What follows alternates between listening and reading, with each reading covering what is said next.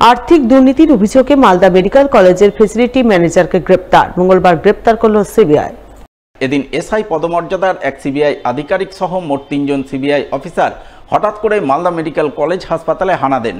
তারা মালদা মেডিকেল কলেজের facility manager Abhijit দাসকে গ্রেপ্তার করতে প্রথমে ইংরেজবাজার থানায় নিয়ে যান। এরপর মালদা আদালতে ট্রানজিট রিমান্ডের মাধ্যমে তাকে কলকাতায় নিয়ে যাওয়ার ব্যবস্থা করেন।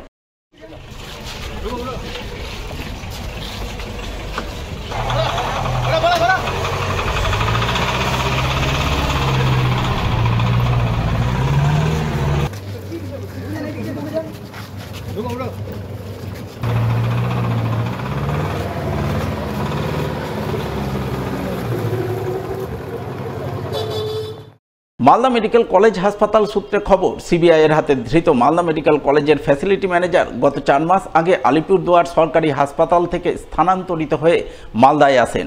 মালদা মেডিকেল কলেজে ফ্যাসিলিটি ম্যানেজার পদে যোগদান করেন। তার আগে তিনি কামারহাটি বিধানসভা কেন্দ্রের বরানগর হাসপাতালে ওয়ার্ড মাস্টার পদে কর্মরত ছিলেন। বিভিন্ন সরকারি হাসপাতাল ও মেডিকেল কলেজে তাকে মোটা টাকার আর্থিক দুর্নীতির অভিযোগে সিবিআই গ্রেপ্তার করেছিল। পরবর্তীতে তিনি জামিন পেলেও তার বিরুদ্ধে মামলা চলতে থাকে। তাকে আদালতে হাজিরা দিতে বলা হয়, কিন্তু তিনি গড়হাজির থাকায় তার বিরুদ্ধে সমন জারি হয়। সেই সমনের ভিত্তিতে এদিন সিবিআই তাকে গ্রেপ্তার করে বলে সূত্রের খবর। যেটা খবর পেলাম, সিবিআই এর পক্ষ থেকে একজন এসেছিলেন কলকাতা থেকে, উনি ওনাকে অ্যারেস্ট করেছেন, নন বেলেবল সেকশনে অ্যারেস্ট করেছেন। অভিযোগ কী ছিল সেটা বলতে পারবো না, কিন্তু ওনার নামে অ্যারেস্ট ওয়ারেন্ট ছিল, সেই অনুযায়ী ওনার অ্যারেস্ট করেছেন। ভার্বালি যেটা ওনাদের কাছে শুনলাম, সেটা কোনো একটা কেসের ওয়ারেন্ট ছিল, সমন ছিল, তিনি অ্যাটেন্ড করেননি, 2-3 বার মানে অ্যাটেন্ড করেননি, তার জন্য ওয়ারেন্ট হয়েছে। একটা কেসের নাম্বারের একটা রেফারেন্স দিয়েছেন, সেটা সম্ভবত কলকাতা আলিপুরে।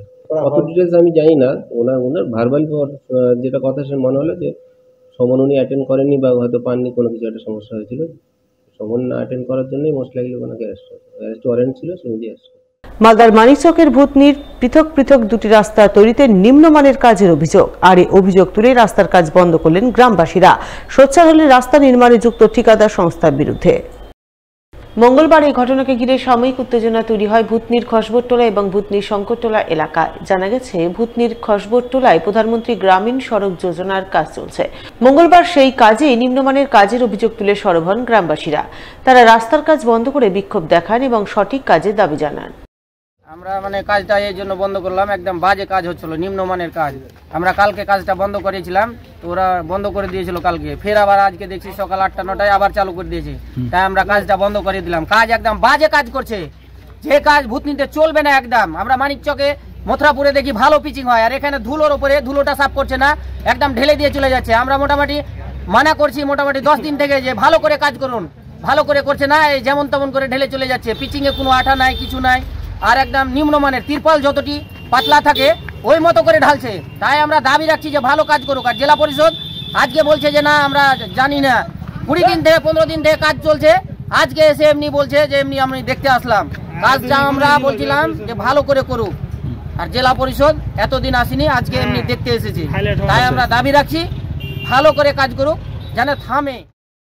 অন্যদিকে দ্বিতীয় ঘটনাটি ঘটেছে ভূতনির শঙ্করটোলা এলাকায়। জানা গেছে, সেখানে উত্তরবঙ্গ উন্নয়ন দপ্তর থেকে লক্ষ লক্ষ টাকা বরাদ্দে পাকা রাস্তা তৈরি করা হচ্ছে, অথচ ঠিকাদার সংস্থা ঠিকঠাক রাস্তা তৈরি করছে না, নিম্নমানের কাজ করছে।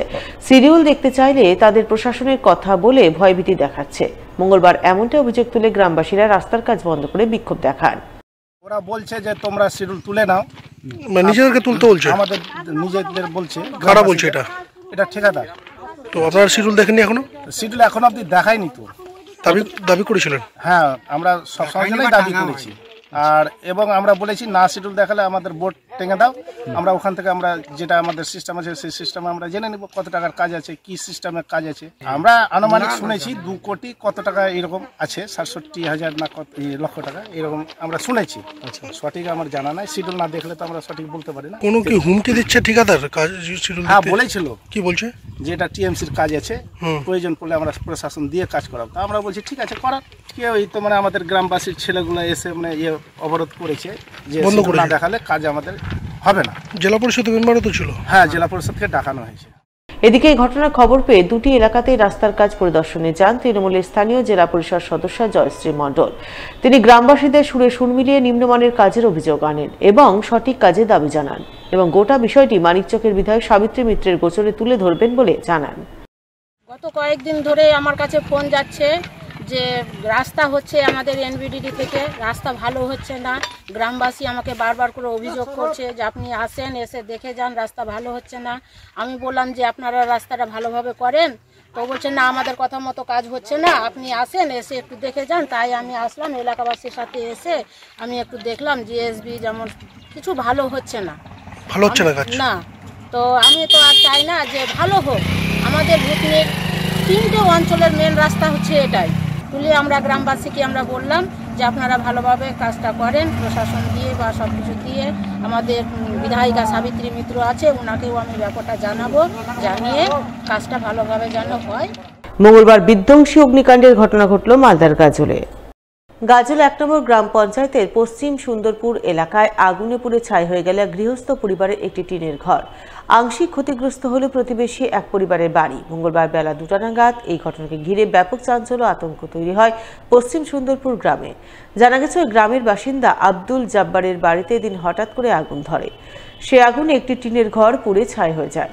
ঘরের সমস্ত জিনিসপত্র আগুনে পুড়ে নষ্ট হয়। এছাড়াও আগুনে প্রতিবেশী এক পরিবারের বাড়ি আংশিক ক্ষতিগ্রস্ত হয়।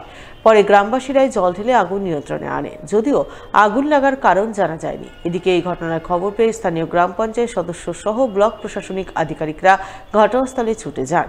তারা ক্ষতিগ্রস্ত পরিবারের হাতে কিছু ত্রাণ সামগ্রী তুলে দেন বলে জানা গেছে।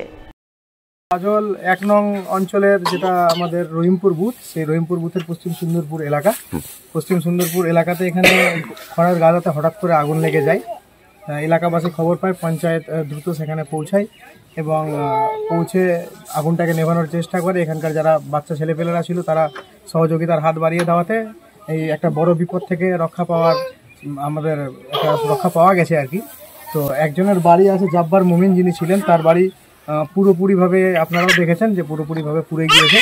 আর বাসারত মুমিন যে আছে তার বাড়িতেও একটা রুম পুরোপুরি পুড়ে গেছে, বিছানা পুড়ে গেছে। তো ব্লক প্রশাসন থেকে আধিকারিকরা এসেছিলেন, পঞ্চায়েত সমিতি এবং ব্লক প্রশাসনের উদ্যোগে আপাতত তাদেরকে একটা করে পলিথিনের কিট দেওয়া হয়েছে এবং আমরা তাদের পাশে আছি। তৃণমূল কংগ্রেস সর্বতভাবে তাদের পাশে রয়েছে এবং আমাদের দলীয়ভাবে এবং প্রশাসনিকভাবে যেভাবেই হোক তাদের পাশে যতটা থাকা যায় আমরা আছি, এই আশ্বাস তাদেরকে আমরা দিয়ে গেলাম।